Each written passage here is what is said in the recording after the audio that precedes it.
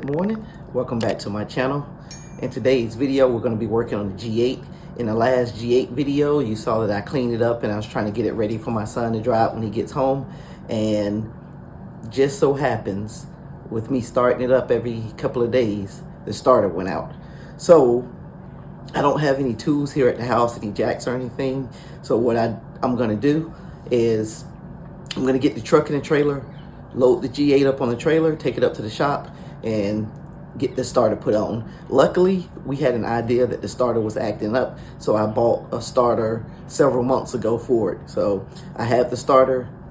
Going to get the car up to the shop and get the starter on. All right, I'll come back to the video once we get up to the shop.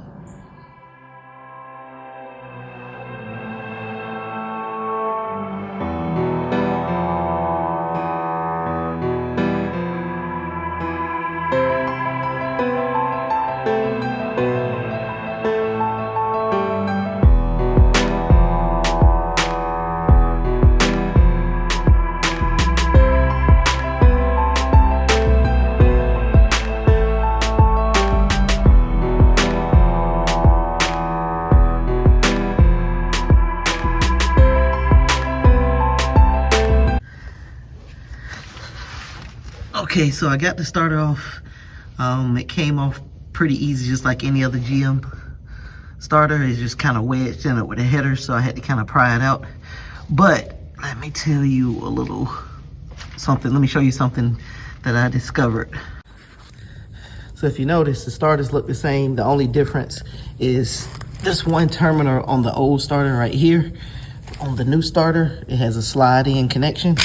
So all I did, and that's your start wire, the purple wire that goes for your start signal. So I cut that off, put a slide-in connector on, and it's gonna slide right there.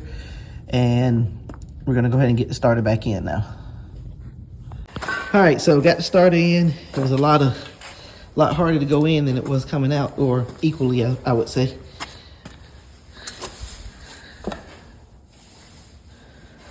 All right, starter replaced. Car should be good to go now, hopefully. Hopefully nothing else happens with it. So he can enjoy his car while he's here. Okay, so I know I didn't get much footage of changing the starter. Like I said before, I was kind of struggling because it was the starter was in a tight spot. So I couldn't really record with the lighting and everything and get the starter stuff done. So, and it wasn't much to it. And it wasn't much to it. It was just like any other starter install. So, and that's why I said I didn't think there was anything that was worth me actually doing it to record it. So, but just getting a driving video, since I didn't do that after the starter install, but the car starts up a lot better now. And I think with charging the battery and doing all the stuff that I constantly charging the battery, I think that led to the actual I think that led to the starter killing the starter. So always having a dead battery, putting all the drain on the starter with starting it up, I think that led to the battery, the starter died. So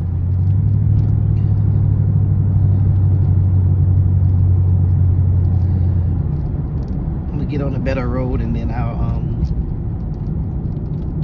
tell you the plans that we have for this G8 for the next 2 years.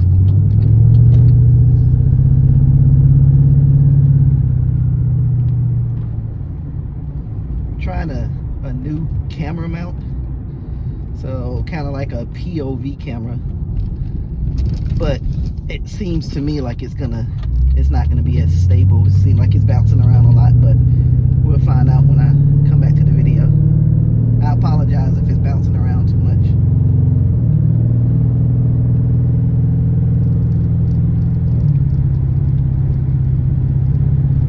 But what we're planning on doing with the car, again, this is my son's car, and he's just left out a couple of days ago to go to Japan for 2 years. So I'm not gonna do anything with the car for the 2 years. We're just gonna order parts and stack parts. He said he wants to put coilovers on it, and he want to eventually start doing some work to the engine. So I'm just gonna preserve the car as much as I can and collect parts and stuff, so that when he gets back, we can tackle this project. I might take these wheels off and put the factory wheels back on while it sits. Just not sure yet, but that's the plans of the car. I think he said he want to do some engine modification, but he want to keep it kind of simple. So he want to keep it kind of simple because he don't want to. He still want the car to be, you know, something that he can drive every day. You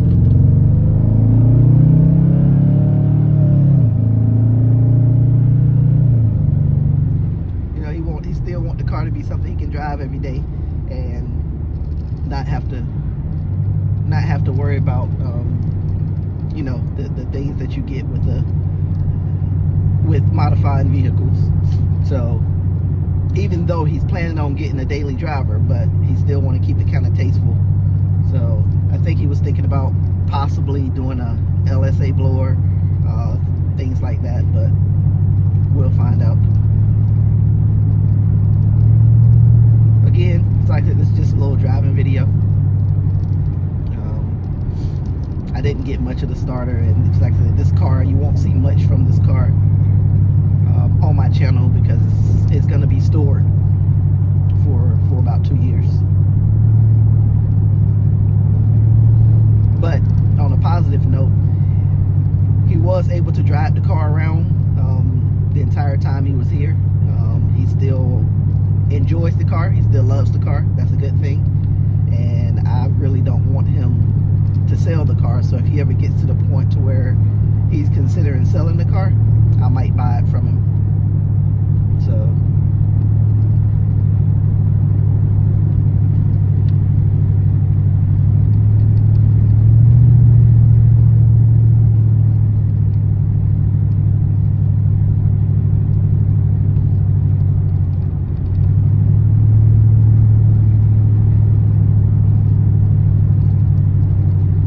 seems like it's bouncing around a lot, so I'm not sure if I'm gonna be able to use this footage or not.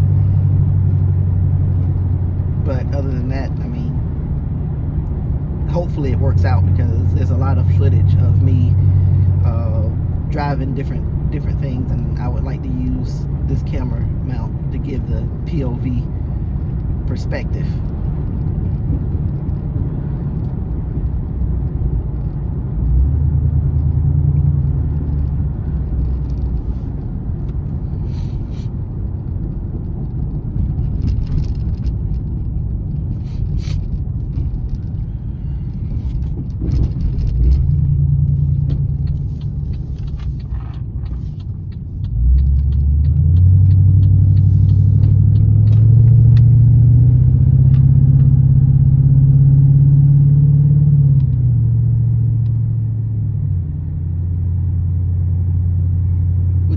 Choice that he wants to put in here, we're it's gonna be probably a little upgrade from stock. I really think this car sounds funny to me. It doesn't sound like a regular LS car for some reason, and I'm thinking it may have something to do with a worn cam or something like that, even though I'm not experiencing any issues that you would experience with a warm cam or anything. But it doesn't sound right for me for some reason. So we definitely want to upgrade the cam, but we want to do, like, you know, something like maybe a LS9 cam or something similar from Texas Speed, but something that, you know, doesn't chop too hard but has a nice sound to it. So, but yeah, it just doesn't sound the same for some reason. Like, listen to it.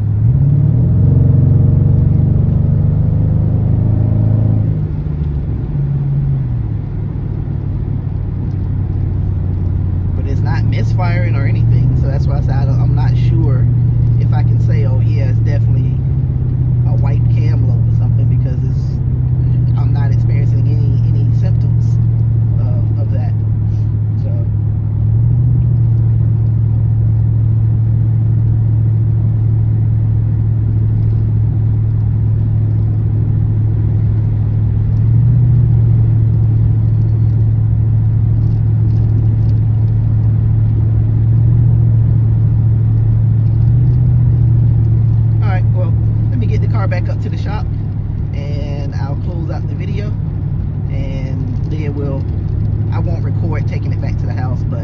that's what I'll eventually do. But let me let's get back up to the shop. I have some things I need to pick up from the shop, and we'll close out the video up at the shop.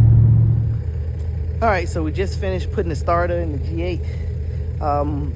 It was a little bit more difficult than I thought. It's just a matter of trying to get it in there with the wires, and you don't have that much space. I imagine it would be a lot easier if you can take the headers off, but you don't have to take the header off.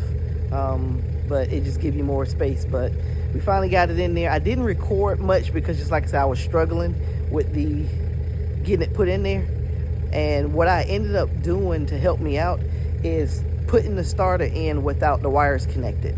That it'll go in and out pretty easy without the wires connected. So that's what I ended up doing, and it actually gave me a little bit more space than I thought to put the wires on. So I had space to put the wires on. So thanks for watching. Click on that subscribe button if you haven't. Click that notification bell, and I'll see you in the next video.